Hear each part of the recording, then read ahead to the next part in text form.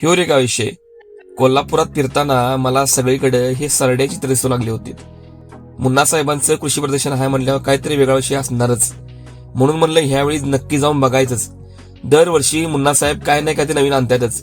गेल्या वेळी 1000 किलोचा रेडा असेल तर बघायला गेलं तर कोल्हापूरमध्ये गवा रेड, मगरी, नाही म्हणाला तर बिबट्या बी येऊन गेला. तिकडे चंदगड भागात हत्ती बी धुमाकूळ घालायला लागल्यात. आता ह्यो सरडा कोल्हापुरात आलाय, नेमका काय विषय आहे बघूया म्हणलं. बघतोय तर गेटवर ही ढीग गर्दी. लोकांनी कोल्हापूर जिल्ह्याच्या कानाकोपऱ्यातून मोठी गर्दी केली होती. कारणच असं होतं कारण की गेली अनेक वर्ष हे प्रदर्शन चालतंय. या ठिकाणी शेतकऱ्यांसाठी वेगवेगळ्या प्रकारची उपकरणं असतील, साहित्य असेल, गृहिणींसाठी साहित्य असेल आणि मेन आकर्षण म्हणजे प्राण्यांचं. या ठिकाणी ढीग प्रकारचं प्राणी असतात. हे काय आणले मामानी काय मशीन कापायचं आणले वाटतं, काय वेगवेगळे कलाकारी करून दाखवले आईला.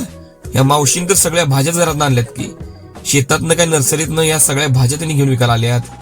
हे काय आईला एवढा मोठा भोपळा, आयुष्यात कधी एवढा मोठा भोपळा बघितलाच नाही. बघा सगळीकडे लोक कशी गर्दीनं आणि कुतूहलानं बघायला आल्यात. नेमकं काय विषय. आता ह्यो मेन विषय.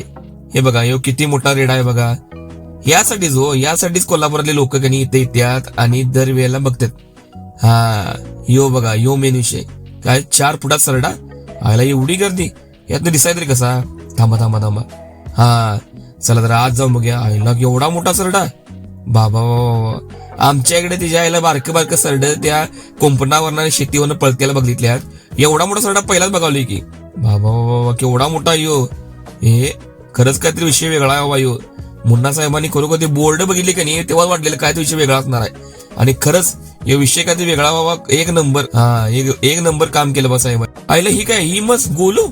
अरे गोलू मध्ये मला कोण बघायला येणार की. थांब मी तुला बघतो थांब. अरे वा गोलू बी छान आहे की.